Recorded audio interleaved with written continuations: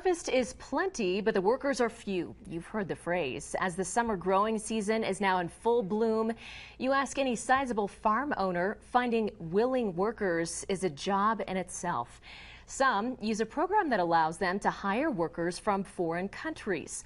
Other employers may pay undocumented workers under the table to get the job done. In either scenario, these are workers. Are they taking jobs from Americans? We continue our deep dive into immigration in Colorado, the workforce debate. Row by row, each ripe sprig gets a slice, each one tossed into the basket, and then it's down for the next. It'll do for this week, but the work doesn't end with just one harvest for this crop. Next week, there will be a new growth of asparagus to be cut here at Musso Farms. The cycle repeats the entire summer.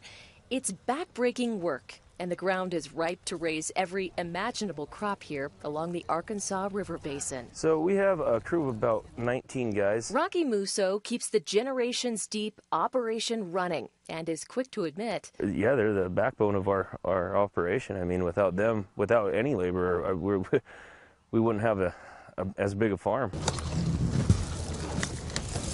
These workers are here on a temporary basis through what's called the H-2A program.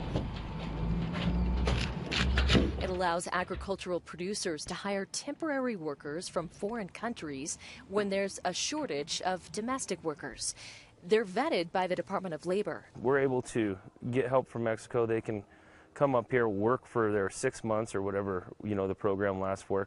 And then they have to go back and they get to live down there for 6 months. As part of the agreement, Musso is required to prove these positions cannot be filled by citizens. He also has to provide housing for his workers and transportation. And it doesn't matter what nationality. If you're not geared towards agriculture or this type of work, then it's hard on a person because it is very hard work. This type of worker exchange is nothing new. Its inception traces back to World War I, when the war effort left America with a vacuum of male laborers. The U.S. relying on able-bodied workers from Mexico through the Bracero Worker Exchange Program. These pictures from a beet farm in Rocky Ford where migrant workers lived. The Bracero program ended in 1964, though, under President Lyndon B. Johnson, amid a vote from Democrats claiming it was taking jobs away from our people. Last year in Colorado, just over 4,000 temporary workers were authorized visas, according to the Department of Labor. But that might be a fraction of the actual numbers. Because of the red tape involved, the Agriculture Department estimates around 40% of farm workers are undocumented. And it's not just in agriculture. There are roughly 109,000 undocumented workers in different sectors in Colorado, according to the Center for American Progress. Most are in construction, also working as maids and janitors, cooks, landscapers, and waitstaff. And now, decades after the original Bracero debate in the revamped H-2A program, those same talking points are making a resurgence with the border crisis. Some arguing again that these undocumented workers are taking jobs away from Americans.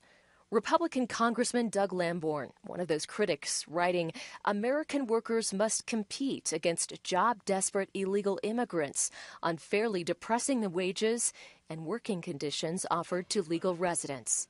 D. Daniel Scriven with Colorado's Office of New Americans counters that idea. Because undocumented immigrants don't have employment authorization, and so they are probably not getting jobs that U.S. Citizens or those with employment authorization are competing for. It's no secret, though, the need for workers exists in this great resignation post-pandemic era.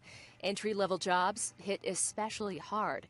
Those jobs attracting many undocumented workers in a new country. And Colorado Senator Michael Bennet has proposed the Affordable and Secure Food Act for those foreign exchange workers, their spouses, and their children. It would allow them to earn a path to a green card after 10 years of agricultural work. It has yet to be taken up in the Senate.